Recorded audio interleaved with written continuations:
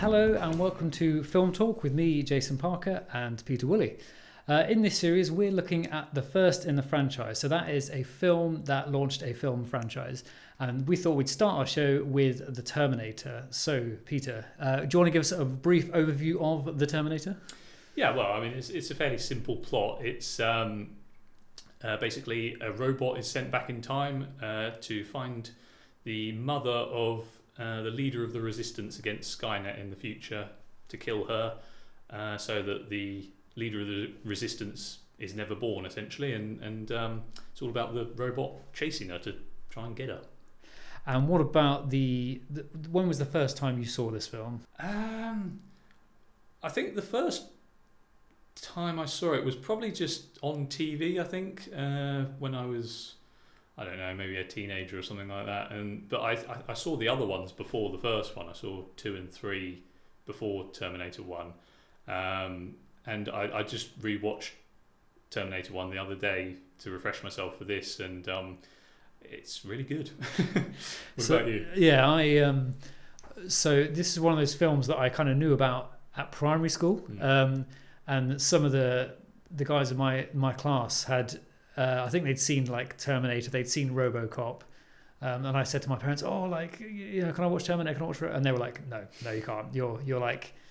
You're like 7 years old. We're not letting you watch Terminator." So I think I saw Terminator 2 first. I remember I found it in a Virgin Megastores on video, and Mum and Dad let me buy it, and then after that I had to kind of, once I'd seen the second film, I was, oh my god, what's the first film like? And I had to go and kind of like seek out the first Terminator film. But that was just prior to them releasing Terminator 3. So yeah, up to that point, it was only the first 2 kind of James Cameron films. Yeah, and I think Terminator 1 is sort of the most adult of them anyway, isn't it? They incrementally get a bit more sort of teenage friendly as they go along, don't they? Until they're sort of just kind of like for kids by the end of the franchise, would you say? Yeah, I'd say so. So in terms of where this sits within like James Cameron's, who was obviously the director, where does this fit in his kind of filmography? I mean, am I right in saying this is the film that sort of, made him the name that he is? Is this his sort of breakout film? Or? Yeah, I think you have to correct us if we're wrong here, but I think he was the assistant director on a film called Dark Star. Right, okay. Or the visual effects artist on a film called Dark Star, I believe. And I think, this was his first feature film, I think. Right, okay. I think he had made a short, which had done fairly well. But yeah, so I think this is his first foray into feature films. I thought it might have been, yeah. It's funny in a way, because it's sort of a bit of a kind of generic slasher, but it's, if you strip the plot right down to its bare bones, but it's just got an extra bit of character that sets it apart from most other films in that genre. And I think the studio, I think it was Orion Pictures, You may have a delivery at the door. Oh. Sorry. Oh. Right, where were we? Go on. Yeah, so I think the studio, which was Orion Pictures, they kind of always saw it as a B movie. But I think when the film came out, and like there was a few critics that got to see it, and they were like, "Oh my god, this film's amazing!" Kind of the special effects. Whilst I feel like the stop motion animation of the kind of the Terminator walk, he looks very old school. That's one of my favourite elements of it, the stop motion animation. I love that kind of thing. Yeah, but in terms of some of the other, I think some of the other the special effects still hold up to this day. Like there's that famous scene where Arnie's like cutting his own eye out. It's a really good puppet, it looks really great, doesn't it? Yeah. But yeah, some of the like the actual like kind of, I guess it's like a maquette kind of actual Terminator kind of puppet upper body thing. Yeah, it looks amazing. Yeah, I mean, I actually, you say the stop motion looks a bit sort of funny today, but I actually think having rewatched it just the other day, it's pretty fluid for the time, and it's lit really well as well. It looks really cool, and I was kind of regretting the fact that they use the stop motion so sparingly, because they only have about 3 or 4 shots of stop motion, and I would have actually liked more of that. Yeah. I think that's why they did use it so sparingly, was because of they didn't think it was quite up to scratch with the rest of the special effects. If it's on screen too long, you might start to notice it looks a bit fake. Yeah. But taking it back to sort of James Cameron, I'd say all the kind of early elements of his films are there. So you've got the kind of strong female lead. You've got this kind of almost like fetishizing of like kind of warfare, kind of machinery, kind of the guns, like the flying machines.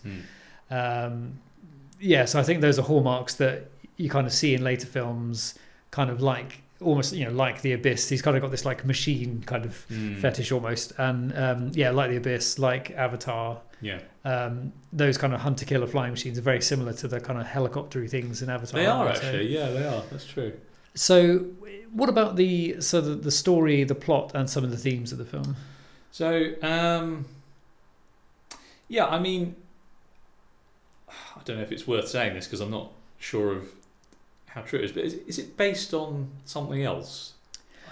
I think it was based on a dream that James Cameron had.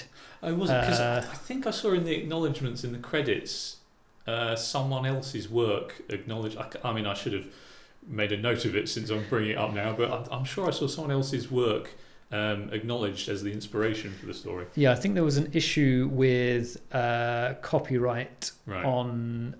I think someone else, the person that's credited in the credits, claimed that James Cameron had taken inspiration from his work, which I think James Cameron kind of always denied. Yeah, sure. But I think the studio were like, well, for argument's sake, we'll credit them. Yeah, fair enough. I think it was from a TV series, if I remember correctly. Right. Well, I mean, so getting more into the story, I mean, it's funny really because for the first film, it feels like they're sort of only scratching the surface of the story, and obviously they go on and make loads more afterwards. But it's one of those films that I think leaves you wanting more, especially with the way it ends, because it just gives you a taste of this like giant war in the future that you're like, oh, I'd like to see more of that. Yeah. And as I said earlier, it's a pretty simple plot really, but it's just got a nice sort of, it's got those extra layers to it that just kind of flesh it out nicely and make it a bit more novel, I think, for the time anyway. And I still, when I think of like the world like falling to ruin, like it's still like James Cameron's vision from Terminator that I imagine of this just wasteland of skulls.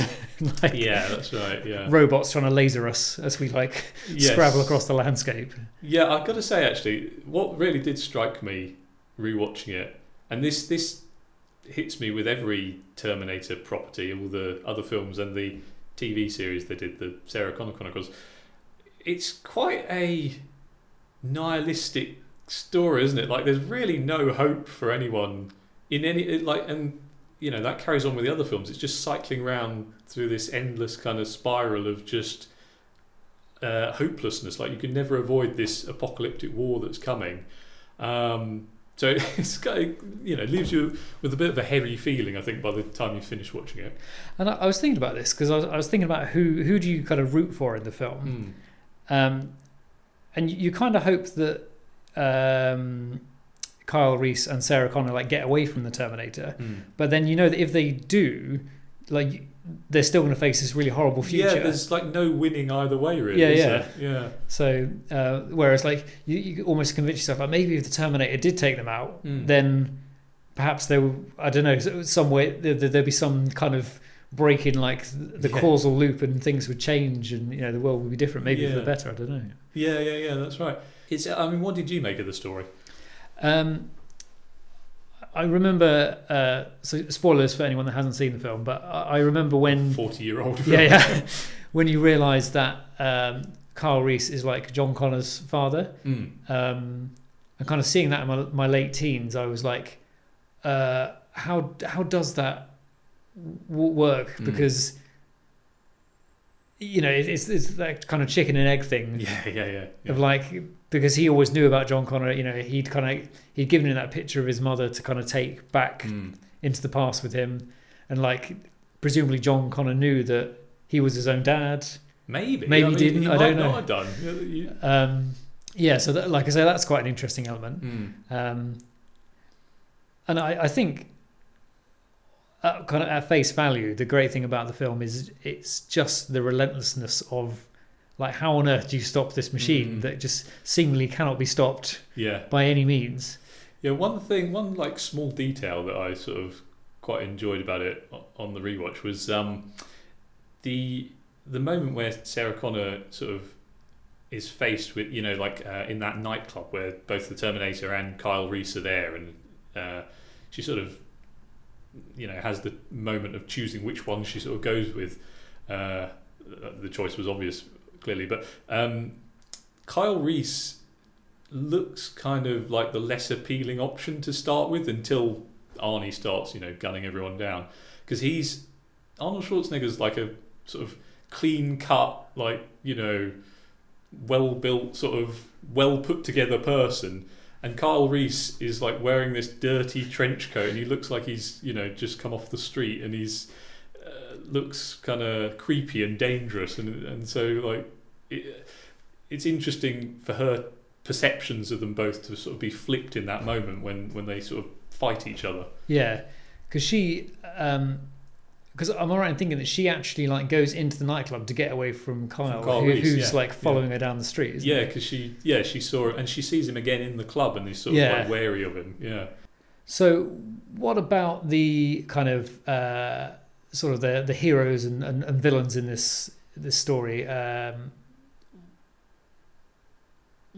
of what how does, say, Kyle Reese stack up as a hero, you know, or is, I suppose more accurately, like Sarah Connor is the hero of the film, isn't she? Yeah.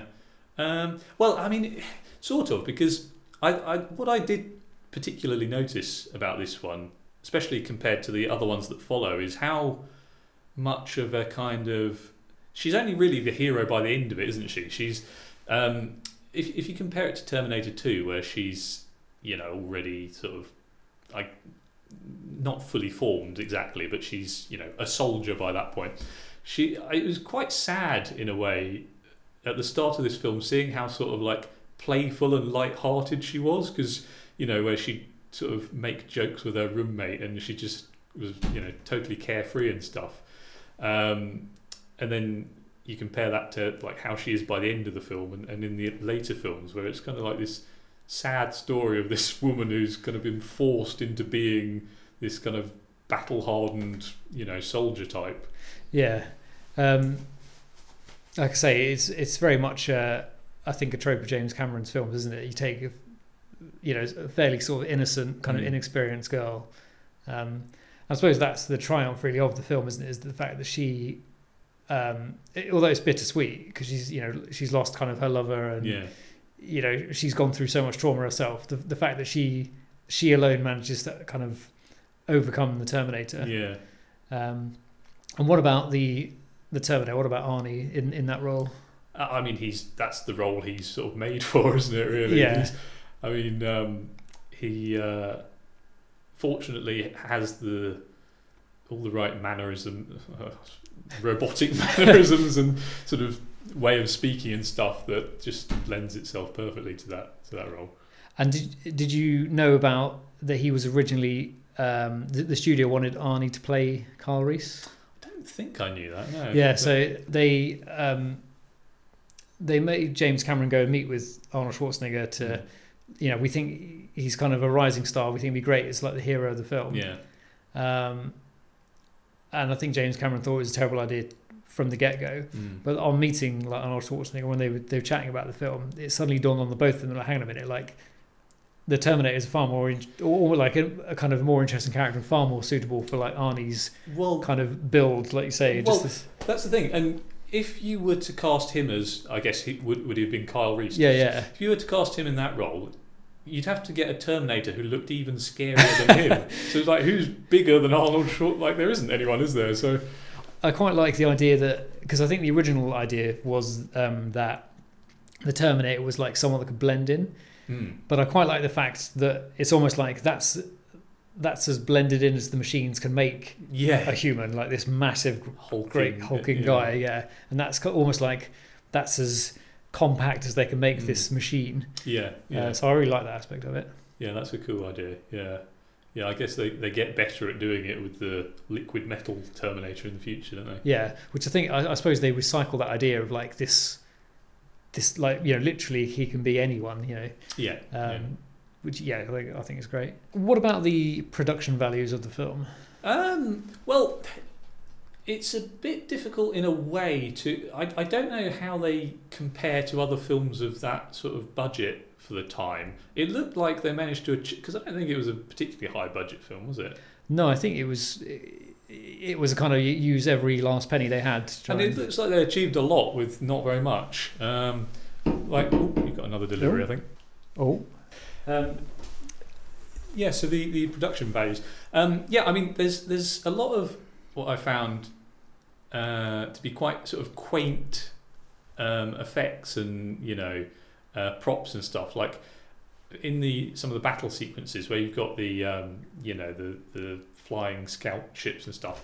I think they're just miniatures, and you can see that they kind of look just like toys that are being sort of, you know, carried across the screen. But I love that kind of thing. It's fun to make use of that kind of stuff. And like we sort of already touched on, the Terminator at some points is like a puppet, isn't it? And at some points it's stop motion, both of which I think, obviously, like, they look kind of fake, and particularly by today's standards, but they still, the sort of innovation and the techniques they used, you know, that they had at their disposal back then, I just think are so much more interesting. Yeah, I would agree there. There's something so kind of, they talk about special effects, don't they, and how they used to be special. And yeah, I just love, like, particularly the kind of those like hunter killer, the flying things, the kind of the things on the caterpillar tracks. Yeah. There's something so nostalgic about those, like the laser bolts and like the kind of the sound of them. It's just, I don't know. It reminds me of a lot of those like late 80s, early 90s kind of cartoons you used to watch. So I think there's certain like a nostalgia value to that, and also that brings me nicely onto the soundtrack as well.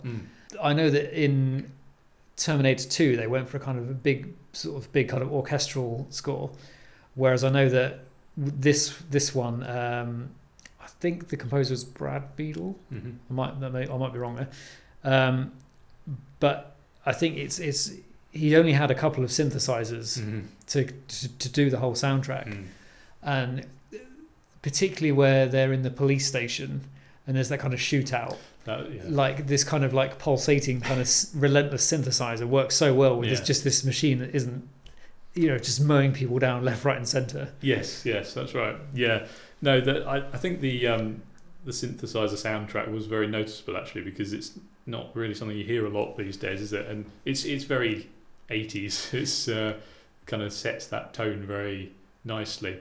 I had to actually, when I did rewatch it, I had to actually skip through the opening credits, because there's a very long opening credit sequence of, you know, just that synthesizer music and basically just names flashing up on screen, and it's. The thing is, they don't flash you; they just slowly move across. Yeah. So I was like, I think this is just going to be the same until the film starts. I'll just skip through this. What about your favourite scene in the film? If you had to pick one scene, that's quite tricky. I said already that I really liked all the stop motion section. So, you know, that whole section where after the Terminator's been blown up by the truck and he's a skeleton, and, you know, he's chasing her into the factory. That's good. But I think actually it's a really simple scene, but left me feeling like a nice sense of completion. I like the scene at the very end where she's in the truck and she's pregnant, and she goes to the petrol station and that boy takes a picture of her. Weirdly enough, I think that might be my favourite scene. I really like that. What's yours? I know we touched on it earlier, but I do really like the kind of nightclub scene. That is a good one, because I just love how the tension just builds, and the kind of the scene leading up to that, where like say she's being kind of pursued by, well, she's being pursued by both of them, isn't she? Yeah. And you're left wondering the first time you see it, like which one's going to win out, who's going to get to her first, how's it going to go down? Yeah. And the fact they like only narrowly escape as well, because they kind of like Carl Reese shoots the Terminator like through like the club window. Is that right? Yes. Well, at the end, I mean, he shoots him a bunch of times inside, and then at the very end of the sequence, he shoots him through the window. Yeah. And then he just like, it's just the look on like Sarah Connor's face when like Arnie just like kind of gets up again. Yeah. It's just like, oh my God. And even after all that, she still doesn't quite believe Kyle's story about being from the future, does she? Because they go to the police station sometime after that, and you know, she's kind of like humming and ahhing about whether it's true, and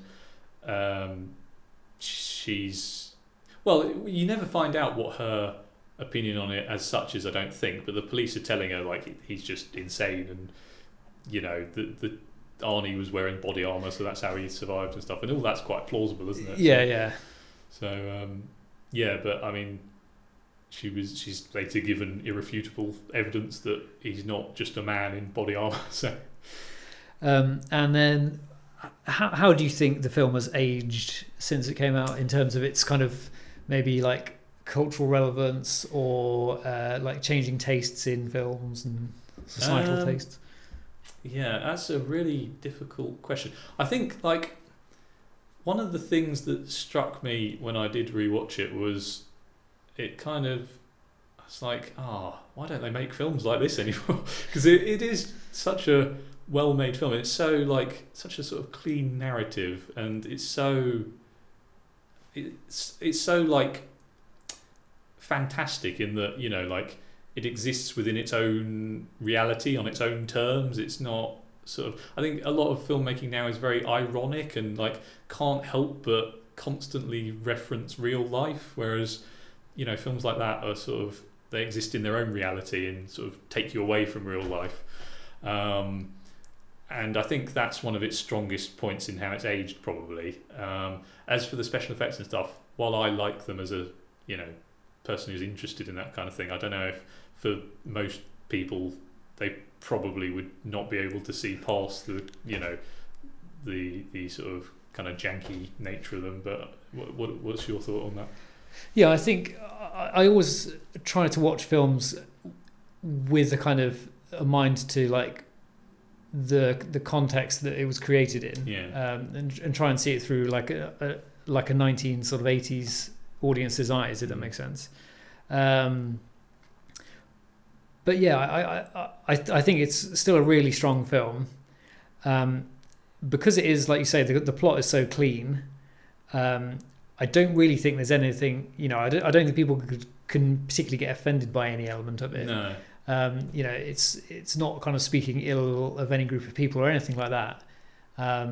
So I think sort of bar the special effects, you know, I think it still holds up really, really well, to be honest. Yeah, I think it does as well. I mean, one thing that is noticeable about it, which again might not play well with most people today, is, you know, because of the time it was made, it's very slow. Like the scenes are very long and slow and drawn out. But I happen to like that anyway. Like in modern films, you know, like I'm a big fan of films like Blade Runner 2049, where the scenes are, you know, deliberately very slow and drawn out, and they let you just kind of like sit in the moment. But I think that's not. I think a lot of people these days would probably find that a bit boring in this film particularly. Yeah, I do think that, but I also feel that there is a constant threat as well in this film. Yeah. Even in the slow moments, it's like, you know, it's only a matter of time before the Terminator finds them again. Yeah, there's never a feeling of respite from it, is there? There's never a feeling that you can relax at any moment. Yeah. And finally, is it the best in the franchise? Well, most people say the best is Terminator 2, don't they? I'd have to rewatch Terminator. I think Terminator 2 probably is better, I think. I actually like Terminator 3 as well, even though it's not very popular. I think it's a solid film. but I think I'd probably lean towards saying Terminator 2 is better. Yeah, I think I feel like, objectively speaking, I would probably have to agree with you. But I like I say, I do love the simplicity of this film, and just the relentlessness of it. Whereas I feel like Terminator 2, like rewatching it fairly recently, you realise that there's kind of a chunk in the middle of the film where the kind of the T-1000 isn't really in it, and I feel like you lose a little bit of that sense of threat. But what you gain is they kind of discuss kind of whether you can change your fate and all this kind of stuff. But I do like the first film for it's just kind of, like say, this cat and mouse chase that just is never ending, and it's so tense, and it's so kind of nightmarish as well. Even though you've got, in the second one, you've got the kind of scene of like the nuclear bomb going off and like, you know, skeletons, flesh getting ripped off skeletons and stuff like that. This one still feels like more of a nightmare to me somehow. No, I think the fact that it's all compressed into, like, I think it's actually 2 days it takes. They say in the opening that it takes place across one night, but then there's scene transitions from one day to another day, so I think it's actually there's a bit of an inconsistency there. But the fact that it's compressed into such a short space of time, I think makes it feel more claustrophobic as well, and more intense. Because all that whole, the whole battle between them, the whole cat and mouse thing, is just over one night, really. So it's a lot squashed into not very much time, isn't it? I was going to say, just on the second one in comparison to this one, that it's more of a, I think the element of charm the second one loses, even though I do think it's better overall, is that it's more of a sort of blockbuster, isn't it, the second one, whereas this one is more of a kind of, small scale artsy type of thing. Slightly kind of like underground, a little bit of a B movie. A good example of what you can do on a really low budget as well. Whereas in the second one they've expanded it to these massive set pieces with, like, so much ammo being fired and so many there's CGI in it and all these extra big sequences and stuff, that it does have a different feel to it. So do let us know in the comments below what your thoughts on the film are. Thank you for joining us for a little film talk about the Terminator, and we'll see you next time. Thank you.